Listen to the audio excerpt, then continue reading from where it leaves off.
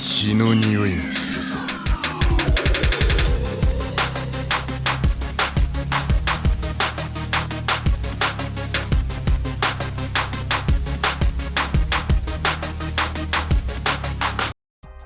Hey, what's up, you guys? This is Silver Fang, and today I'm gonna be doing something a little different. So I recently just finished watching Fate Stay Night, and I figure, hey, why not react? Why not review the series? It was pretty good, so why not review it?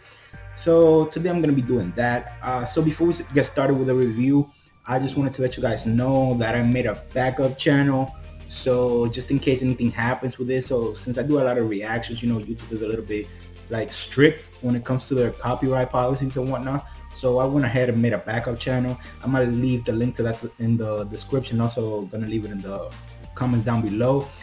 Just head over there. It takes you like 10 seconds. Just go over there, subscribe. If you haven't subscribed here, subscribe here, then go ahead, subscribe over there.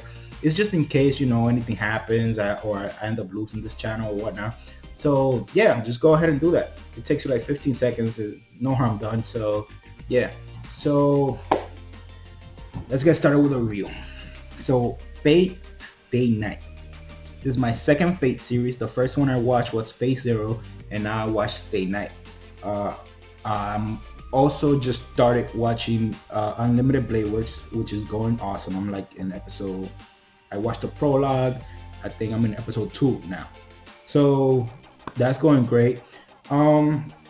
So the plot for this series was pretty much the same as the last one, where, is a Grail War to get the Holy Grail, regular stuff. So it wasn't bad. Something different would be that aside from the regular plot, they also had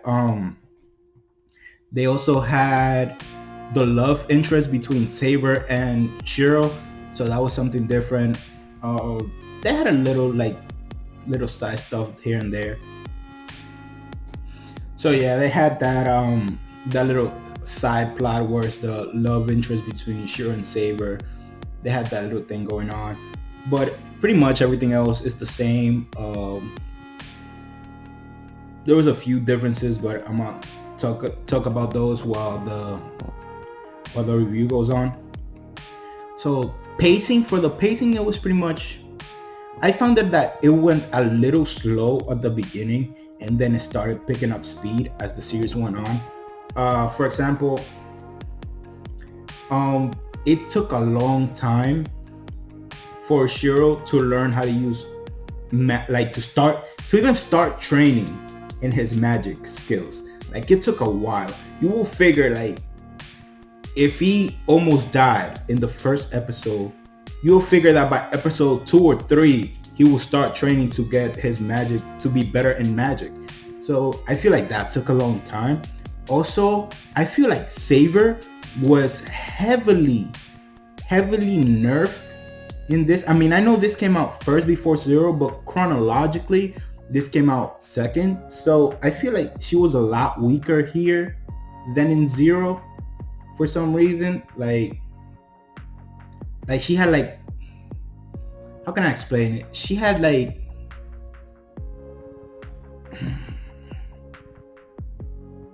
I feel like she was being handicapped a little too much. For example, the first time that she used her Excalibur attack, apparently she almost died because if she uses all her mana, she dies and whatnot. So I feel like that was a little shaky, because in Zero, she was able to use it, no problem. I know that usually, the explanation that they gave was that usually the master would replenish the mana of the servant, but in Zero, we never saw Emiya do that. So I don't know if it happens automatically, but we never saw him do that. So that's the explanation that they gave. Apparently Shiro wasn't able to do that, but they made a whole big deal that she was almost about to die. She was almost going to disappear and whatnot. What else? The writer stuff with a kid, Sakura's brother. That was a little shaky. I don't know about that. So that's what I'm saying. Like the pacing at the beginning was a little slow, but after episode like 12, it started to really pick up, and like a lot of things started happening. Like after the fight with Hercules, we like Berserk. Right after that, we went into the fight with I think Assassin, and right after that, so after that, the pacing started really to pick up. So that's good, because at the beginning it started off a little slow. Shiro started to train. So it was pretty good. That was good. That was good. Like after episode 12, the pacing started like really picking up.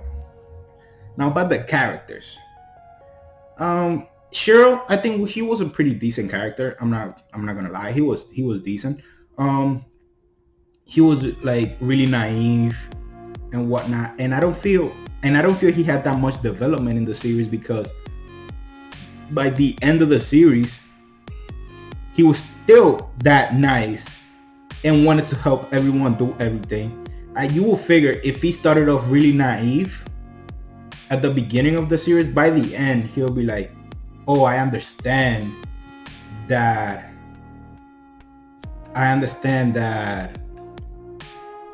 it's good to help people, but I also got to start thinking about myself more. You would think that would be his development from the beginning to end, but not really, because by the end he was pretty much still the same character. Now he did make some development in the sense of the only development that I can say Zero made in like character wise was allowing Saber to fight. Like at the beginning, he didn't want Saber to fight, and that's another thing about the pacing. Like that really slowed down the pacing. Like he didn't want Saber to fight. He wanted to fight for her. That went on for like about 3, 4, 5 episodes. So I was kind of like what I'm saying. The pacing was slow at the beginning. So yeah, the only development that I can really say, like major development, was that he decided to allow Saber to fight. So that was pretty much his development. Now Saber, on the other hand, I gotta say that Saber had a lot more character to her in Zero. Like I feel like in Zero she was like more engaged. She was like smarter. I don't know if it's just me. Like I know that this came out first, but chronologically it happened second. So I feel like she had a lot more depth to her in Zero. I don't know why they did it like that. I mean, I know they wanted to make Zero better, but they should have at least kept her the same character just to keep the consistency, because it feels like from the end of Zero to the beginning of State Night, Saber's development got worse. Like the where she ended in Zero was a lot better than how she was in the beginning of State Night. Now she did make some developments towards the end. She finally accomplished her goal to I could pretty much say she didn't redo the selection of the king, but when she got back to where she was supposed to be, she decided to throw Excalibur away. So I guess that's something. I mean, she did learn from Shiro that to let the past be the past, and start moving forward from where you are now and all of that. So she did that. So that was good development there. Pretty much I forgot her name. Archer's Master. She pretty much was pretty consistent throughout. She was smart, cared for Shiro, so she was pretty much the same. So when it comes to character development, I would say the person that made the most development was Saber. This girl, I keep forgetting her name. Tosaka, there you go. This girl Tosaka, like she made some developments when it comes to Sakura, when Sakura got kidnapped. And since they're sisters, which the only reason why I knew that was because I watched Zero. So since they're sister, there was some development there that if someone hadn't watched Zero before, like, they wouldn't have expected it. I was surprised too that I don't think they ever mentioned in Fate Stay Night that Shiro and Berserker's master, the girl with the white hair, they're actually adopted brother and sister. They never mentioned that in Stay Night, which again, that's kind of like the little plot holes since the series came out first and whatnot. I mean, they pretty much ended up like brothers because they ended up like living together and all that. So there is that. But that was pretty much it for the characters development. Gilgamesh, Gilgamesh got owned by Saber, but at the end of the battle, he did have some like nice speech where it was like, I know that I can't have you, but that makes you even more beautiful. So he was admitting that he couldn't have Saber. That was a little bit of development there for Gilgamesh. I gotta say, I like this Gilgamesh a whole lot better than the Gilgamesh in Zero. Like, the guy in Zero, he was like really, really, really, really arrogant, and he got almost annoying at times. But this guy, he was still a bit arrogant, but when it came to the fighting, he wasn't as cocky. He went all out. So he went all out fighting against Shiro, and Shiro pretty much is no match for him. So that was nice. That was nice to see. Like, the Gilgamesh from Zero used like to play around too much, and he was really really cocky, really arrogant. So it was nice to see the change. It's like the 10 years he spent in the human world actually worked for him a little bit. So that was cool. See, this Gilgamesh actually had character growth from Zero to Stay Night. Unlike which I feel like she devolved. Like, she went backwards. She didn't have that much character to her. Like, in the beginning, she almost acted not in the beginning, like almost all the way through the series, she acted pretty much like a robot. So I feel like in Zero, she had a lot more character depths. Like, she cared about Emiya's, I don't know if I could call her wife or what she was. Emiya's girlfriend. She cared about her, and like, I feel like there was just so much more character to her. That's it. And pretty much for the soundtracks, I like the soundtracks for this just because it was kind of like a throwback. You know how those early 2000s and 90s animes used to pick like those type of like club, I don't know how to call it, like 90s 80s like music. It was kind of a throwback for those days when I used to watch Yu Yu Hakusho and the first like Dragon Ball and all what. So it was pretty nice. It was really nice for the soundtracks. It really felt like a throwback every time they used to play one of them. So that was cool. The animation, it's pretty much, it's to be expected that the animation was gonna be worse off than Zero because it's an older anime. It's to be expected. I'm pretty sure the animation back in the day was top notch, as Fate always do. But what I do gotta say though, for the animation, what I did notice was that it picked up after the middle of the series, where I feel the animation from the beginning was pretty bad in comparison to the end. The animation from the beginning, I feel like it was bad in comparison to the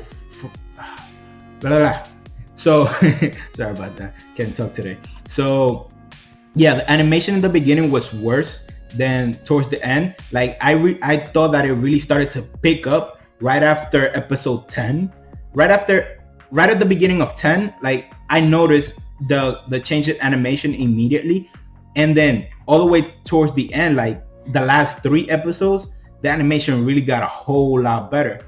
I would have to say that from episode 1, like if we compare episode 1 to the last episode, I would say the animation got, I would say like 50 to 75% better.